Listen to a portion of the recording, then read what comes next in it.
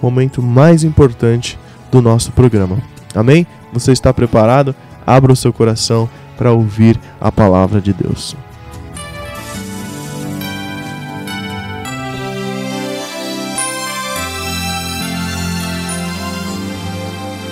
O tema da nossa mensagem de hoje é a esperança, transformando a tristeza, transformando a angústia em esperança. E para isso eu gostaria de ler o livro de Neemias.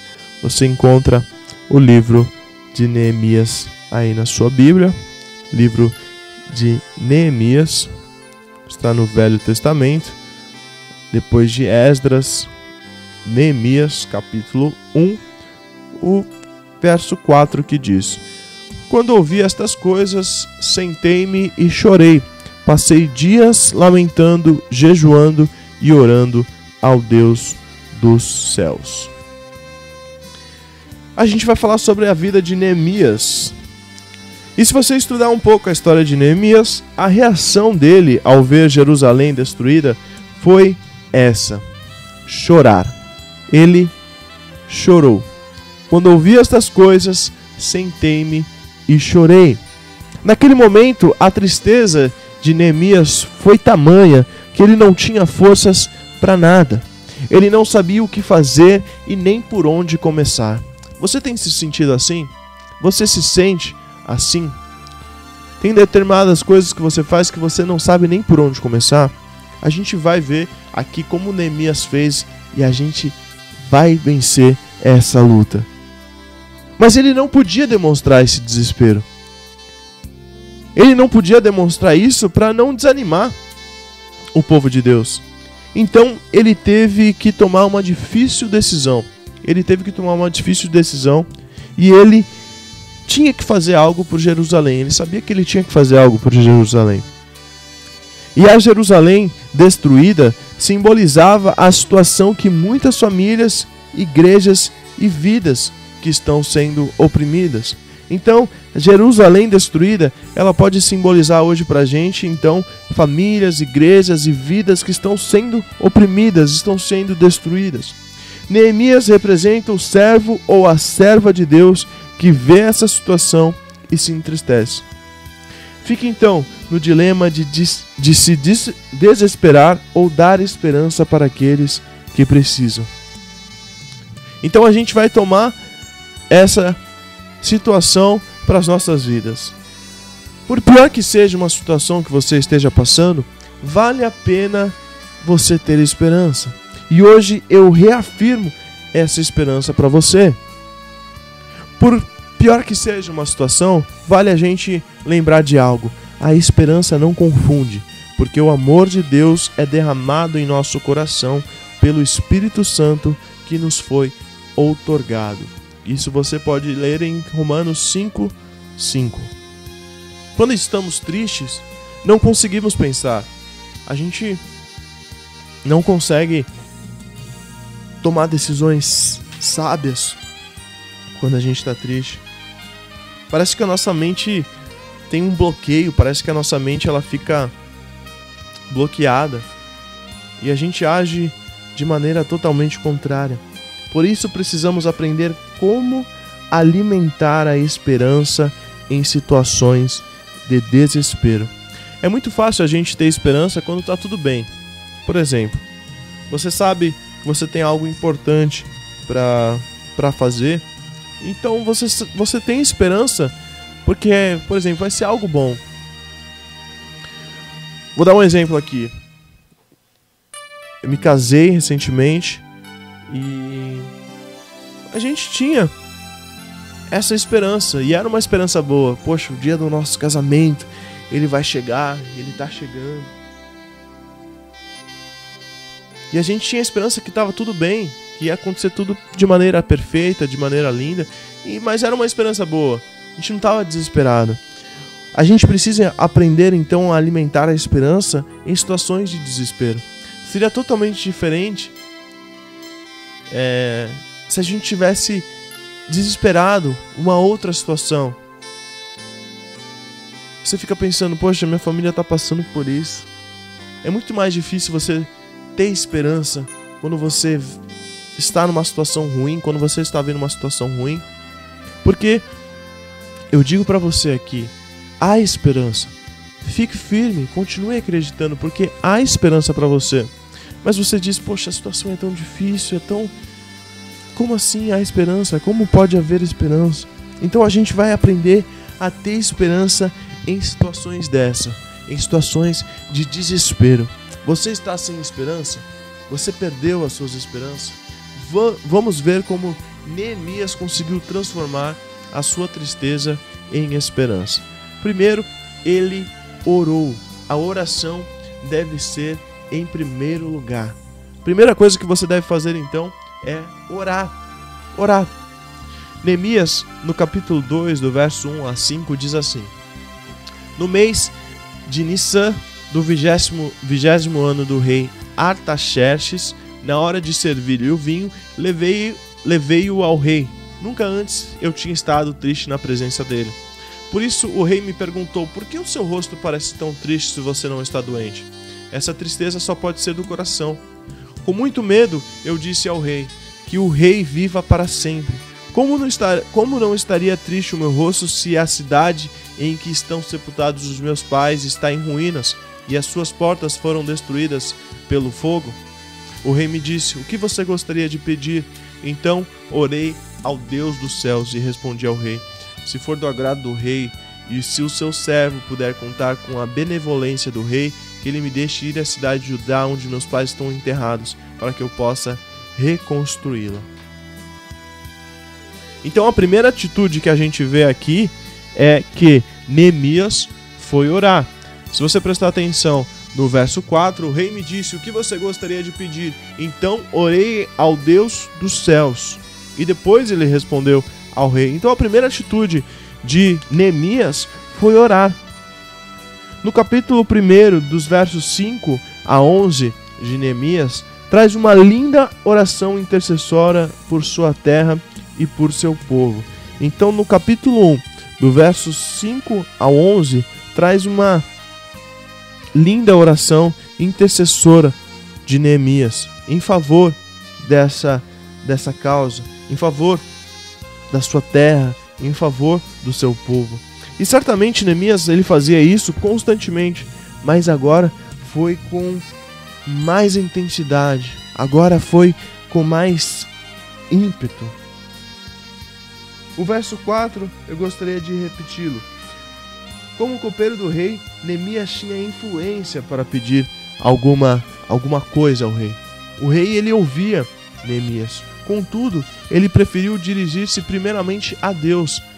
Então, como eu disse, no verso 4 disse isso. Ele preferiu primeiro dirigir ao rei dos reis. Quando o rei perguntou para ele, quando o rei Artaxerxes, nome difícil, né?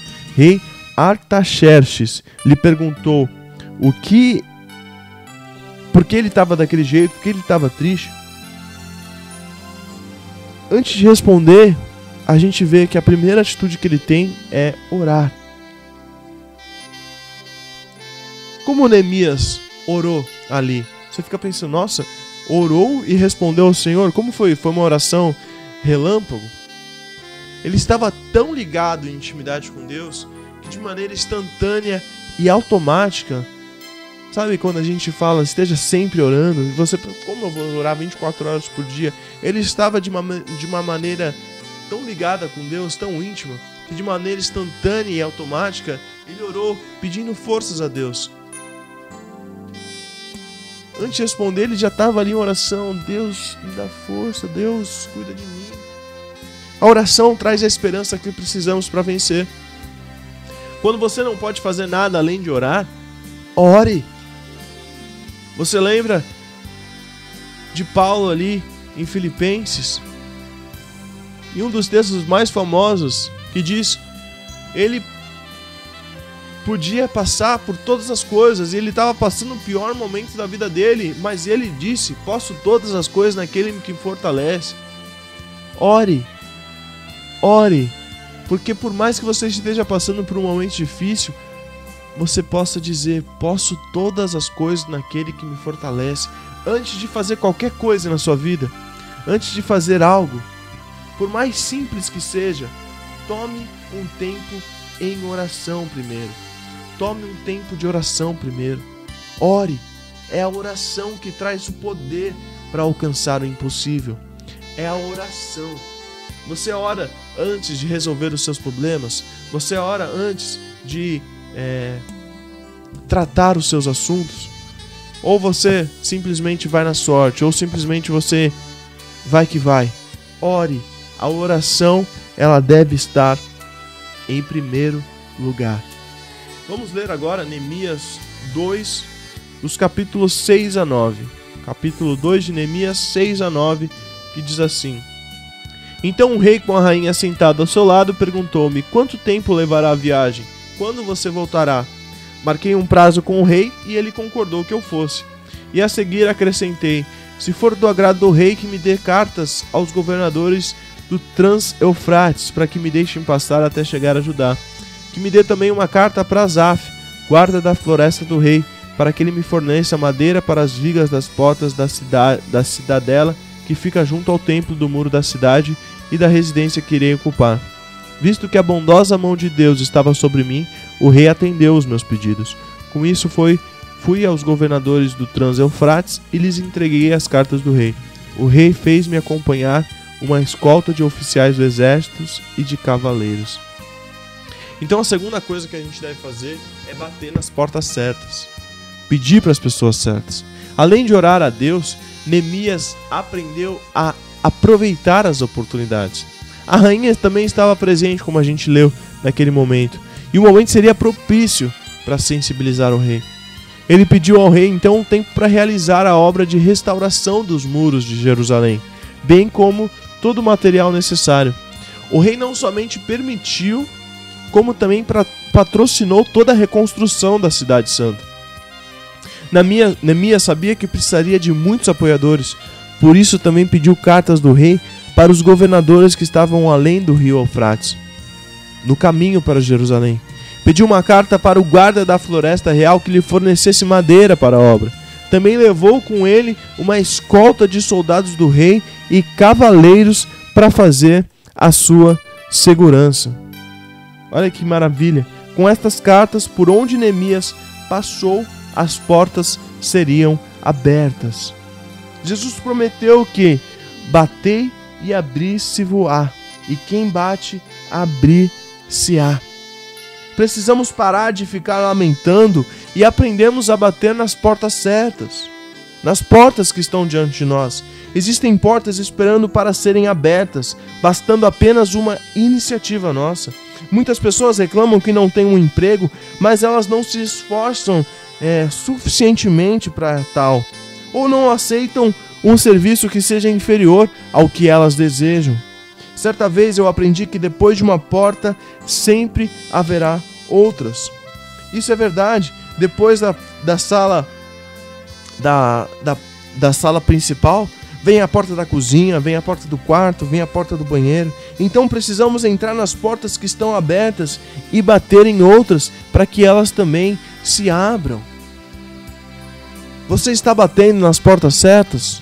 Aproveite as oportunidades que Deus tem te dado.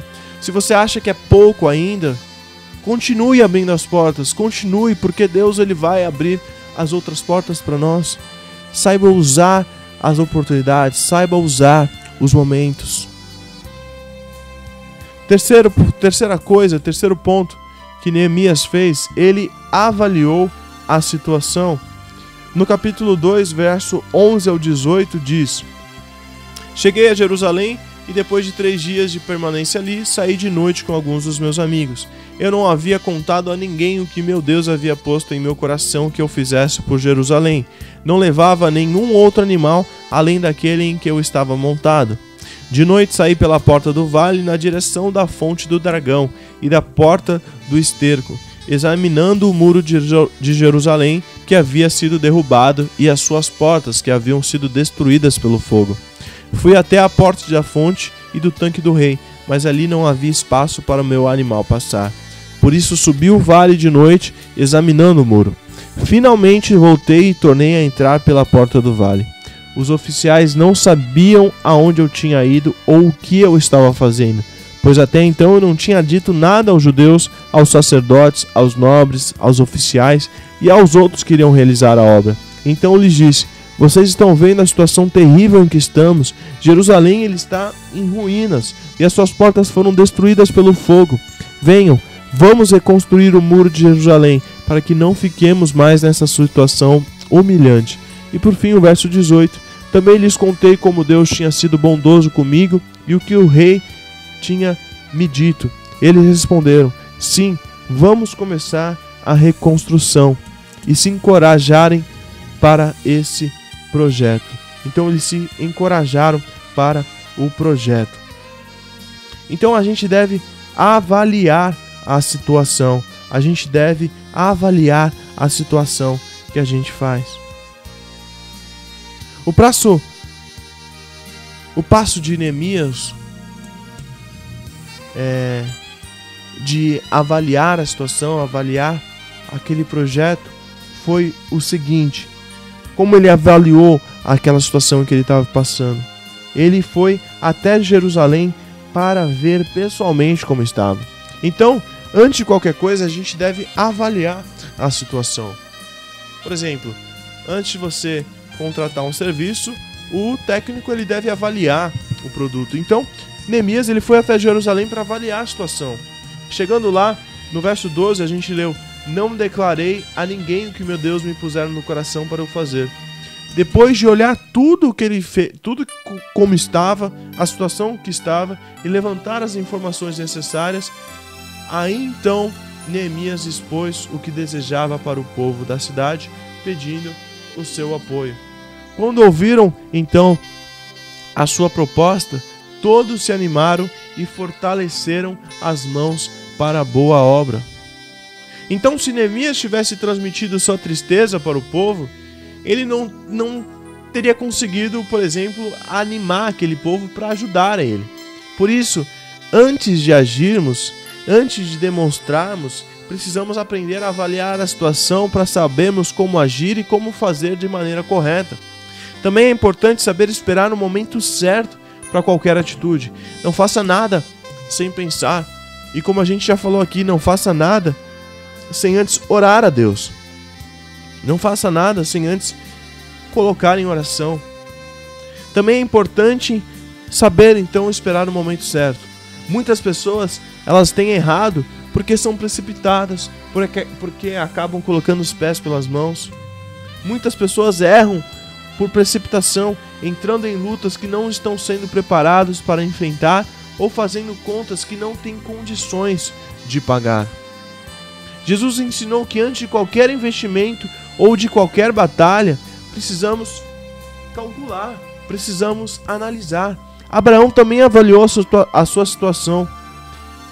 Lá em Romanos 4,19 diz: sem enfraquecer na fé, embora levasse em conta o seu próprio corpo amortecido.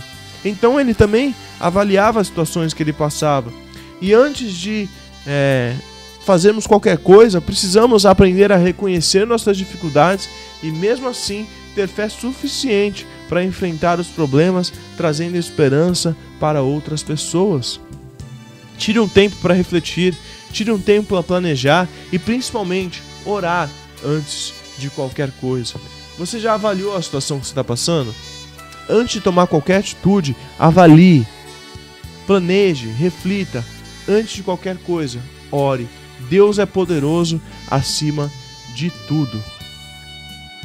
O verso 2, os versículos 19 e 20 de Neemias diz: quando, porém, Sambalate, o Horonita, Tobias, o oficial amonita, e Gesem, o árabe, souberam disso, zombaram de nós, desprezaram-nos e perguntaram: o que é isso que vocês estão fazendo? Estão se rebelando contra o rei? Eu lhes respondi: o Deus dos céus fará que sejamos bem-sucedidos. Nós, os seus servos, começaremos a reconstrução. Mas, no que lhes diz respeito, vocês não têm parte nem direito legal sobre Jerusalém, e em sua história não há nada de memorável que favoreça vocês. Por fim, o que nós devemos fazer é contar com a mão poderosa de Deus. Nós devemos confiar em Deus. Neemias, ele teve muitos problemas para conseguir vencer a tristeza e ter a alegria de ver a cidade restaurada. Ele enfrentou muitas dificuldades. Vários adversários tentaram de todos os modos atrapalharem a reconstrução de Jerusalém. Sanbalate e Tobias, como a gente viu, armaram várias ciladas para impedir ou para atrasar aquela obra. Neemias sempre falou da mão de Deus. No capítulo 1, no capítulo 2, em diversos versos, ele sempre falou da mão de Deus. Ele sempre falou da mão de Deus que estava com ele. E ele orava pedindo: ó Deus, fortalece as minhas mãos. A sua resposta aos inimigos sempre era que estava muito ocupado e que não podia parar o serviço para atendê-los, garantindo que não precisava da ajuda dele, pois o Deus dos céus é quem nos dará o bom êxito. As pessoas queriam atrapalhar ele, mas Neemias não dava ouvido, ele continuava trabalhando. Quem disse que tudo são flores para você, irmão? Quem disse que tudo seria flores? Existem barreiras no caminho, vão existir dificuldades, vão existir momentos difíceis. Sempre vai haver isso, sempre, infelizmente. Mas não se desespere. Cada uma delas deve ser enfrentada com fé, com perseverança.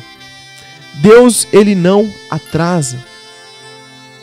Fique firme e aguarde a sua salvação. Na hora certa o Senhor te dará o livramento, pois a mão do Senhor não está encolhida para que não possa te salvar. A palavra de Deus nos promete que nenhum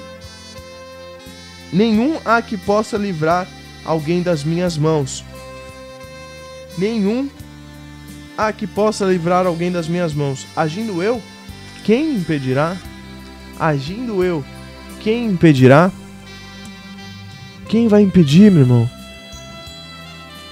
Ninguém. Confie em Deus. Confie na palavra de Deus. Jesus, ele está ouvindo a sua oração. Jesus, ele está ouvindo o seu clamor. Não pare de acreditar. Não pare de confiar. Jesus está ouvindo o seu clamor. Então creia que a sua vida está nas mãos de Deus, irmão. Sendo assim, não importa o que o homem fizer, porque sabemos que todas as coisas cooperam para o bem daqueles que amam a Deus, daqueles que são chamados segundo o seu propósito, segundo o seu coração. A sua vida está na mão de homens, de situações, ou ela está na mão de Deus? Entregue-se nas mãos de Deus. Espere em Deus. Irmão, Neemias, ele conseguiu vencer a tristeza. Ele conseguiu vencer a tristeza em seu coração e transformar o desespero daquele povo em esperança. Graças a isso, conseguiu restaurar a cidade de Jerusalém e com muita alegria louvaram ao Senhor. A sua situação de tristeza foi transformada em júbilo por sua vitória. Se tivesse deixado a tristeza do seu coração atingir o povo, ou atingir a sua própria vida, ou se influenciado pelo desespero das pessoas, ele não teria conseguido. Assim como o motorista dirigindo à noite, ele não pode focar os olhos nos faróis que vêm na direção oposta, para que ele não seja atraído por eles e sair da direção certa. Assim também precisamos aprender a direcionar os nossos olhos para a esperança que vem de Deus, Quando nós estamos numa estrada e nós estamos em uma direção e vem outro carro, a gente não pode olhar para aquela luz, porque senão aquilo vai tirar o nosso foco, a gente vai ficar em desespero, porque a gente não vai conseguir enxergar direito. Então, se olharmos somente para os nossos problemas, se olharmos somente para situações ruins, pelas situações tristes, nós ficamos limitados a eles e nós não conseguiremos vencer. Se a gente focar no problema, a gente não consegue vencer.